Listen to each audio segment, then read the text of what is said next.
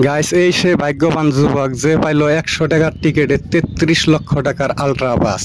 তো আমি মনোয়ার ভাইয়ের ইয়ার আগেও আমি একটা ভিডিও বানাইছিলাম, হয়তো মনোয়ার ভাইয়ের বড় ভাই ছিল আমার ভিডিওর মধ্যে, আপনারা অনেকেই দেখছুন, ভিডিওটা ভালো শেয়ার করছুন।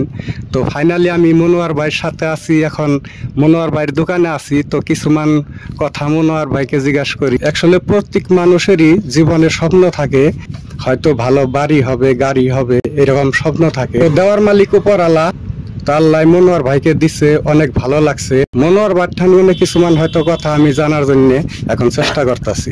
মনোয়ার ভাই ভালো আছেন? আলহামদুলিল্লাহ, খুব ভালো আছি। তো আপনি তো যাই হোক প্রথম পুরস্কার পাইছেন আলট্রা বাস, আপনার কিরকম ফিল হইতাছে? ইনশাল্লাহ খুব ভালো লাগতেছে। ভাবছিলাম না যে 1 নম্বরটা পাবো, আল্লাহ মিলিয়ে দিছে, খুব ভালো লাগতেছে আর কি। আল্লাহ লাখ লাখ শুকরিয়া। এখন আপনি গাড়ি আনতে চান না টাকা আনতে চান? এনে যদি উপযুক্ত মূল্য দেয় তাহলে আমি টাকা আনব, আর যদি তা না দেয় তাহলে গাড়ি আনব। যদি উপযুক্ত মূল্য দেয় টাকায় আনবেন, আর যদি অল্প হয়তো কিবা কম দেয় তাই গাড়ি আনবেন।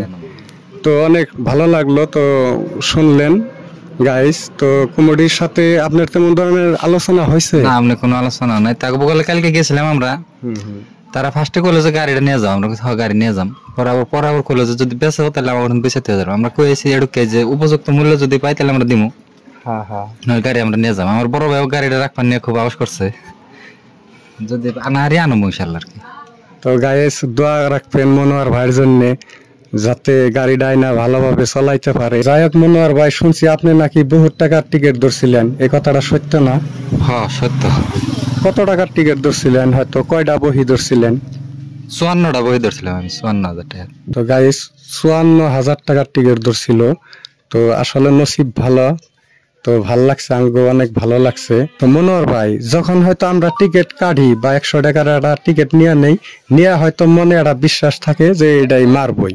তো এমনি সব মানুষই একটা স্বপ্ন দেখে টিকিট নেয়, যে হয়তো এই টিকিটটা ধরলাম, হেডার প্রতি আত্মবিশ্বাস থাকে যে আমার দায় হয়তো মারতে পারে। এমন ধরনের আপনার পরিকল্পনা আছিল নাকি? না, আমার অন্য ধরনের পরিকল্পনা আছে, কিন্তু বাজার আসাল না। আমার ভাবছিলাম আমার একটা 4 চাকার খুবই আসাল, ভিতরে থেকে একটা ফিলিংস আছে 4 চাকা একটা পাম, সেই জন্য এতটা টিকিট ধরছিলাম। কিন্তু আমার বাইক নিয়ে একদম কনফিডেন্স আছে। আমার বাইক না যেটা বড়টা, যে আমরা বাস পাবো, অন্য কোনোটা পাবো, ওটা একদম কনফিডেন্স আছে। হয়তো খালি ওটাই চেক করছে, ইনশাল্লাহ বাসটা আল্লাহ মিলিয়ে দিছে আর কি। মানুষে কইছে না যে মামু ভাগনা যেখানে আপদ নাই সেখানে। তো যখন আপনি রিজাল্টটা শুনলেন হয়তো, তখন আপনি কোনখানে ছিলেন?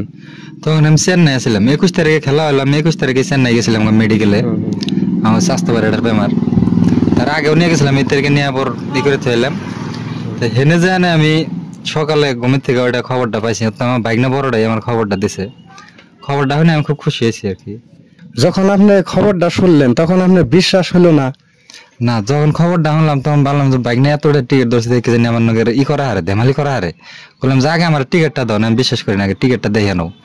পরে আমার টিকিটও দিছে, আর যেটা লটারি যেটা ই নাম্বার ওইটাও দিছে। দৌড়া নগনে হোয়াটসঅ্যাপে দিছে, দেখে না আমি একদম হেরম ই করছি। তারপর আমি বাড়িতে ফোন করে বাইরে কইছি, আর আমার ইয়া সাল তাকেও কইলাম যে আল্লাহ 1 তারিখে মুখ ফেলে চাইছে। আর আমার একটা পার্টনারশিপ আসাল, দুজনে ধরছিলাম টিকিটটা।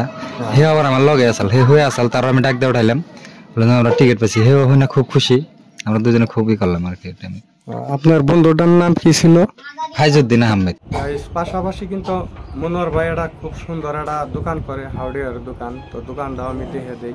তো এটা হলো কাহিবাড়ি সেন্টার না ভাই? হ্যাঁ, কাহিবাড়ি সেন্টার। তো কাহিবাড়ি সেন্টারে মনোয়ার ভাইয়ের একটা বিজনেস আছে, খুবই ভালো লাগছে। এই দোকানে আছি আমি, যাই ভিডিওর শেষে আমি দোকানটা দেখে দিতেছি। তো দর্শকের উদ্দেশ্য যদি কিবা এখন কোন, অনেক দর্শকে হয়তো আপনার ভিডিওর মধ্যে কংগ্রাচুলেশন দিছে, তো এই দর্শকের উদ্দেশ্যে কিবা একটা যদি দর্শক একটা কথা খবর চাই, এত টাকার টিকিট না আপনারা কেউ ধরে না জানি। আল্লাহ পাক যদি ভাগ্যের আহে তাহলে একটা বইতে একটা টিকিটই মারবো।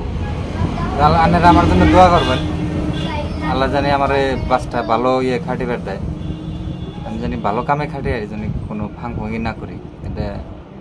আর আপনারাও টিকিট ধরবেন, কিন্তু বেশি না ধরে। আল্লাহ পাক যদি ভাগ্যের আহে একটা টিকিটে উঠবো, যতই ধরেন ভাগ্যে না থাকলে কামাবো না।